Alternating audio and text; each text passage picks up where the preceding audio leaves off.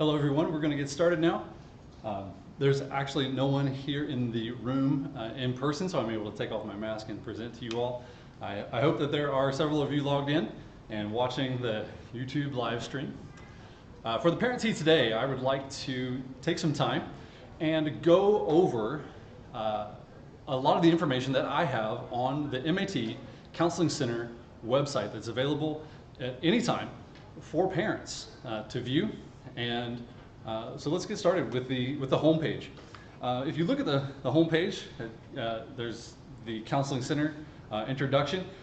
First and foremost, we want you to know that I am available for meetings, parent meetings, to discuss high school and college planning with you. If you'd like to come and see me, if you need translation, then Tracy Liu is also in the office to help you with translation. There's a link here. It says book an appointment with Mr. Cavlish. If you click on there, that is actually a link that goes directly to my calendar, and you can see when I am available. I know in this day and age we're busy, and sometimes with COVID, students are out, parents are out. So if you need a virtual meeting, then let us know, and we can see if we can arrange that to meet virtually if you can't actually come in person. Now for seniors, I do meet with them regularly, about every 2 to 3 weeks, to discuss their college plans. But if I'm available, I can meet with any high school grade level student or parents if you have questions about high school schedules, planning classes for the future, or planning college for the future. I'm available for that. Also on the home page, you'll see the parent tees that we have scheduled in the future, and the topics that we are going to be covering. Below that, with the yellow links, you'll see videos and parent tees that we have done in the past. And so even today's video will be added there to the bottom. Okay. At the very top, I'd like to point out a link here to what we call High School Highlights. And High School Highlights is where we put the most up-to-date information and information that's relevant to what students should be doing right now. A lot of senior information goes here for college applications, but there's also information here about SATs, PSAT that's coming up in October, and even looking into the future for AP exams. The registration for that is actually coming up quite soon. The deadline for that is November 4th to let us know any AP exam that students want to take, if they're taking additional AP exams in addition to their actual courses that they're taking. And so information like that is always updated here on High School Highlights, so that it's current and it's at the forefront. Also, Mrs. Liu in the office takes time to look at the Bronco Bulletin. There's a lot of information, but for high school parents, if you just want an overview of what's relevant for high school students, then the week coming up, next week, it's going to be right here in the high school announcements on the highlights page. Now we also email this, so if you're not receiving this, then please check your emails and check spam to make sure that your spam is not blocking this. This is a weekly email. The high school highlights and announcements is emailed to all high school parents every Friday. Before we leave the office, this information goes out to parents. And so we want to make sure that you are seeing this and that you're reading it as well, that it's getting to you and you're getting the information that you need. Okay? Also on my website, if you follow the links here at the top, I have a page for high school planning. And one of the first links that I have here is just an overview, this a resource that comes from College Board. College Board has a high school section called Big Future. There are a lot of resources in Big Future that help students look into the future, do some thinking about what are the high school courses that they need to be taking. Big Future also has like college and career search functions as well, so that they can be doing some research and investigation about what kind of jobs and careers are out there, what kind of training or college majors do they need to study to get to those careers. And also looking at, for example, this resource, portfolio resources, where they're thinking about what kind of high school courses do I need to be taking if I want to apply to certain schools for certain majors. Another resource here from College Board is about AP, and it's called the Conversation Starter. And this information helps parents and students and even teachers begin to have conversations about AP courses. Why would a student want to take AP courses, and which ones are appropriate for them? Now, we also have AP classes that are available online if students are eligible for that, the right grade level, you know, if they have time in their schedule for it, if they're meeting the AP limits. 10th graders can have 1 AP, 11th graders can have 2, seniors can have 3, and so then they can decide what combination they would like to do those AP courses, whether it's in person here at MAT or whether it's an online course or an online AP course. Now, on our website for the school, there are all of the curriculum guides for all of the courses that we offer. If you just want a brief summary, then this page is one A4 sheet, and it has sort of an overview of what most students take. And you know, students can look at this sheet and they can think about, okay, grade 9, 10, 11, 12, what are the classes that I want to take? How do I want to progress through science? How do I want to progress through math, the math courses? What electives do I want to take? I have to take some PE classes, and I know I have to take some, you know, visual and performing arts, and so they can use this sheet to either select or write in the courses that they want, and it's just a way for them to kind of visually see their 4-year, you know, high school plan at a glance. And so if parents and students want to print this sheet out and, you know, take a look at that and kind of map out their plan for high school, bring that and, you know, come and talk to me. I would be glad to sit down and talk with students about that as well. And then here's just a section on online courses, just so people are aware of the sort of the policy that we have for online courses and the guidelines for that. Just remember, all online courses should be requested and confirmed by May if they're going to take them in the next school year. If they're going to start those courses in August, then those need to be decided and finalized by May before we move into the summer. Okay? So if you have any questions about high school courses, you can come here, look at these resources, and then also book an appointment with me if you have any questions, you want to talk face-to-face, or you can always send us an email. You can even send us an email in Mandarin, and again, Mrs. Liu is happy to help us with translation and answering those questions as well. Right. Well, I want to move on to college planning. College planning is something that we don't have to wait until the junior year or senior year to start thinking about. It is within the senior year that we obviously start to apply, and they're actually doing the application process.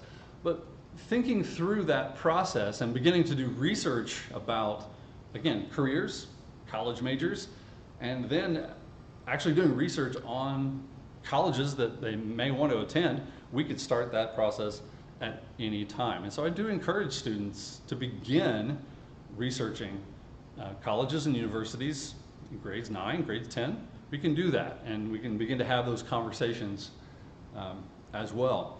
So anytime students have free time, study hall, I'm right there next to the study hall lounge, and strategically put my office there so that I can be available when the students are free and they have time. So grades 9 through 12, if you have any questions about colleges, you can come and talk to me as well.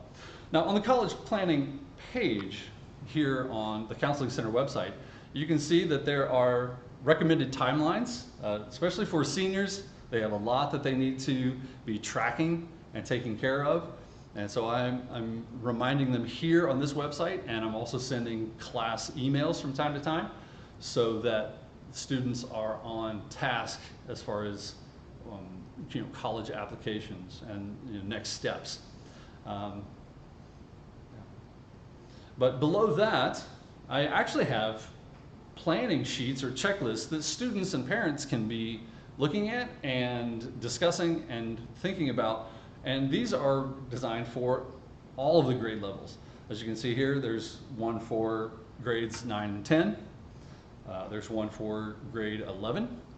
And then obviously grade 12 checklist for those students who are actually starting the application process.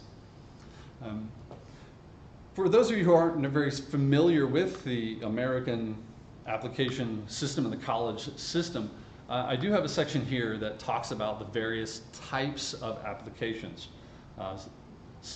Some students come and ask me about the different rounds and time frames of college applications.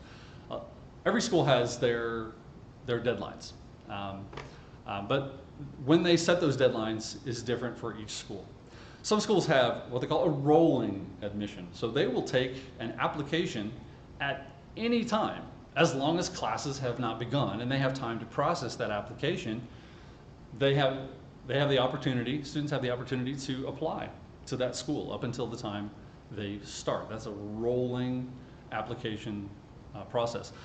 Other schools just have regular decision time, and those deadlines vary from school to school, but some are as late as January, February, or March.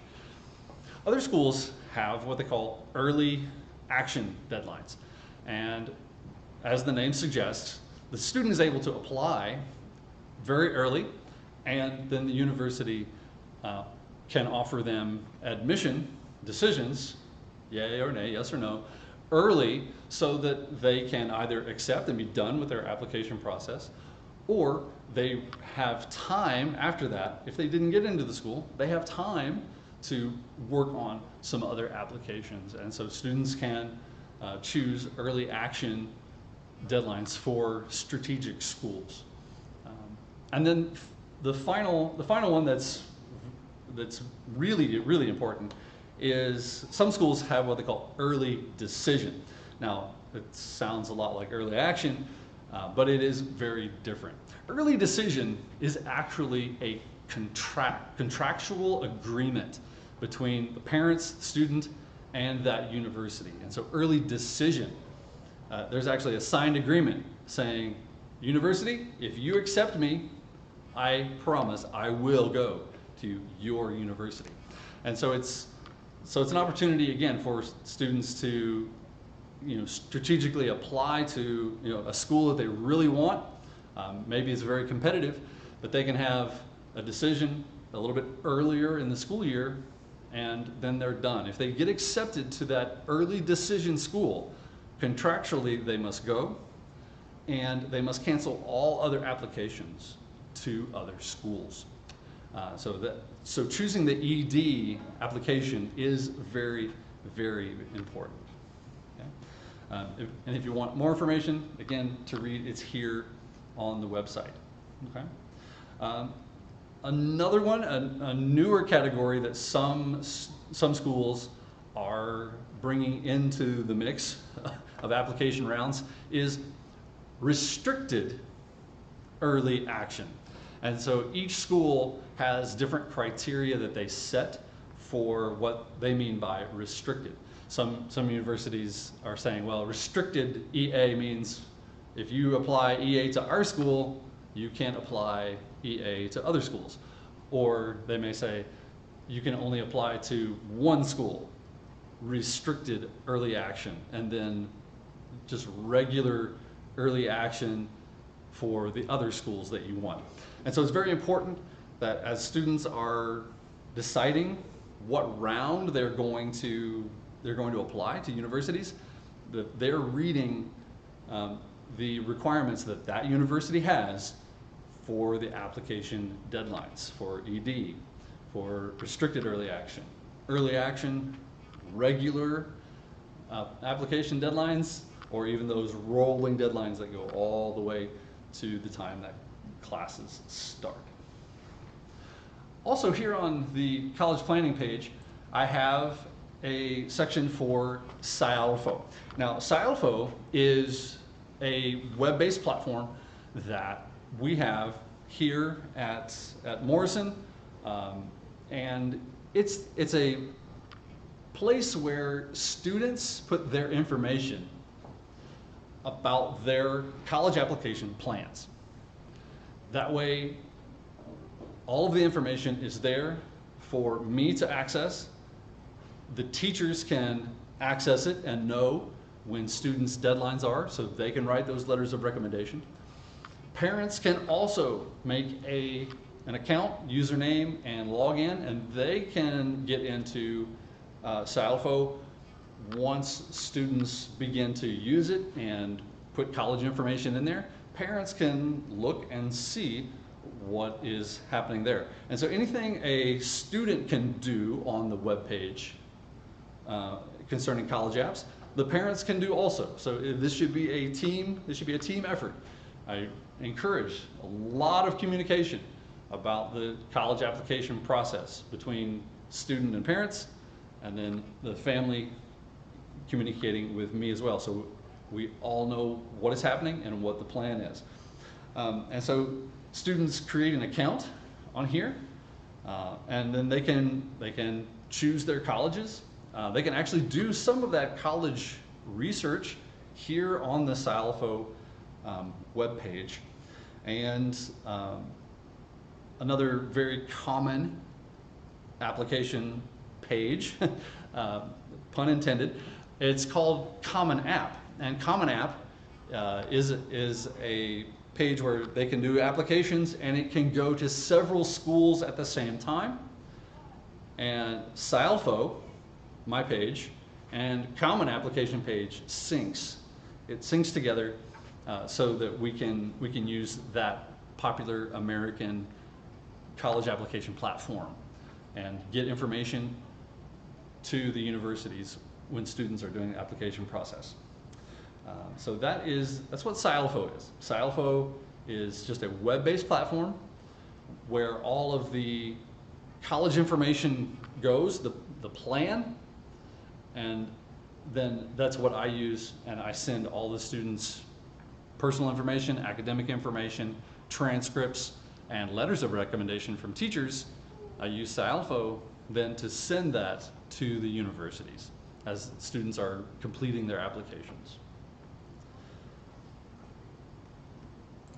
Next, on the college planning page, there's a subpage under that talks about the financial part of college planning.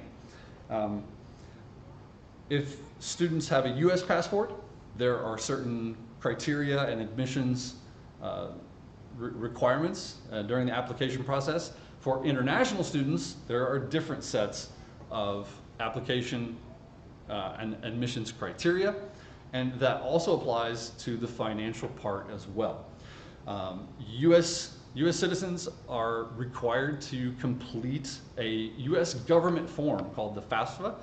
That is a U.S. government financial form that needs to be filled out so that colleges can put together a financial package for those students. Now, the universities will also create a financial package for billing and things like that for the international students, but it's a little bit different process. So most financial aid in the U.S. anyway is going to be for U.S. citizens. Now, but that doesn't mean that there's nothing available for international students. College Board also has the CSS profile, so international students can apply for financial aid and things that might be available to international students. But then there are also these other resources. These are web-based, and they're scholarship and financial search engines, so that people can research what other money and scholarships and things like that are available out there, even for international students. It does take time, and it means that parents and students are going to be doing some research and reading to find those, but the information is there, and the money, there is money available if you're willing to look for it and willing to do those extra applications or extra essays that they ask for in that process. Okay. And last, on the college planning page, I have here is just some resources for students on how to write good essays. The colleges are very interested in the student's essay and the letters of recommendation that come from counselors and teachers. They can look at transcripts. Of course they want to look at transcripts. They want to see the grades. They want to see that the student is academically strong. But they really rely on the student's essay and recommendation letters to really get a picture of who this student really is.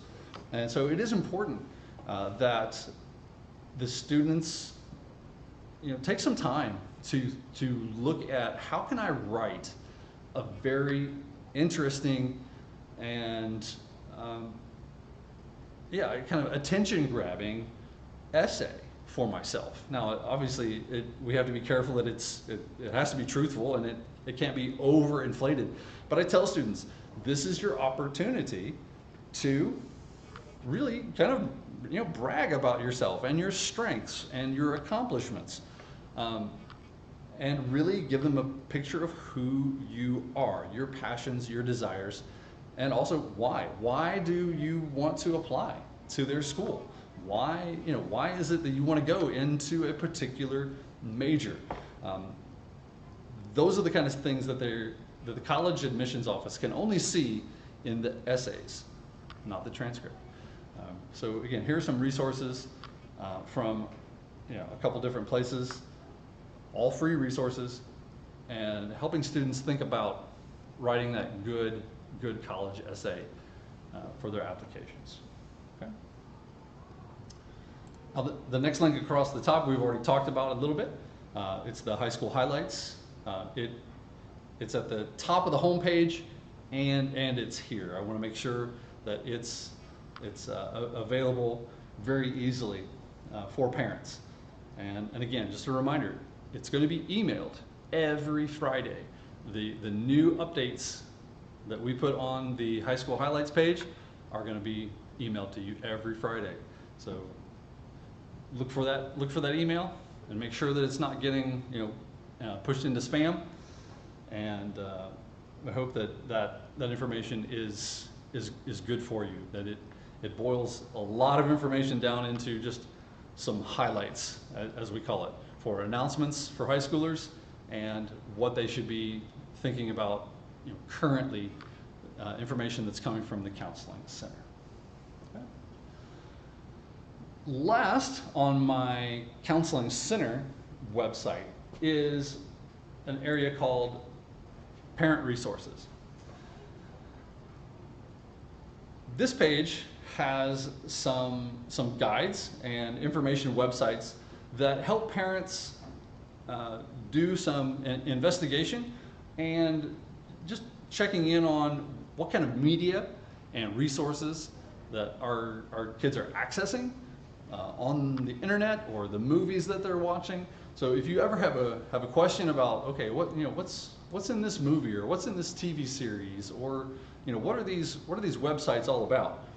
These two links, Plugged In and Common Sense Media, are a great resource.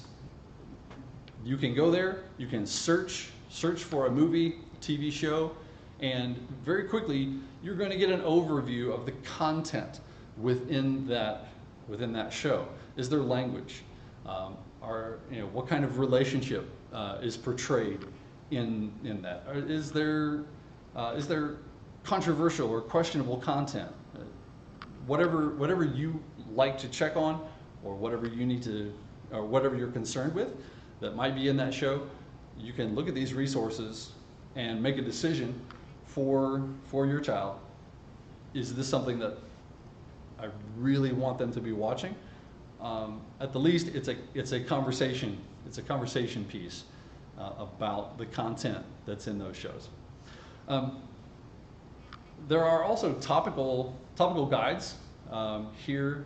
Some of them are about media.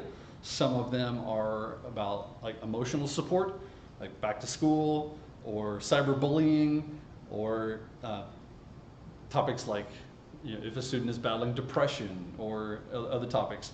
I've blown up just a few of them, but at the bottom, all other resource guides. There's a link here for a page called Axis, and Axis has a lot of parenting resources and a lot of information overviews like the bigger ones, but there's much more on their website. And so we wanted to make these available to parents. If there's an issue that your child may be struggling with, this is a resource for you as parents. And there are some of them contain like checklists, like if your child is demonstrating these behaviors, or is struggling with these things, then here's what you can do as a parent to encourage them, to help them, and in some cases, maybe even taking a next step and providing them some professional care or counseling, or whether it's a medical issue. But these are some great resources guiding parents through some very difficult topics that we deal with as parents with our kids in this day and age.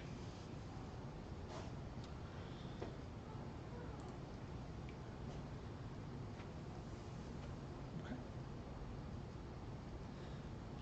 Well, that is all I have today for this parent tea and this information session. I just wanted to make sure that parents are aware of the information that I have on my website. So you can access that information, that you can be up to date on what's happening at school, whether it's from the counseling center or whether it's just high school activities on the highlights page. Or if you have any high school planning questions or college planning questions, these resources are a place to start. And then again, I encourage you to book an appointment with me, or simply send Tracy Lou and I an email at the MATCC email at ma.org.tw, and we'd be happy to answer those questions. If you want to send it in English, or even send that email in Mandarin, that's fine.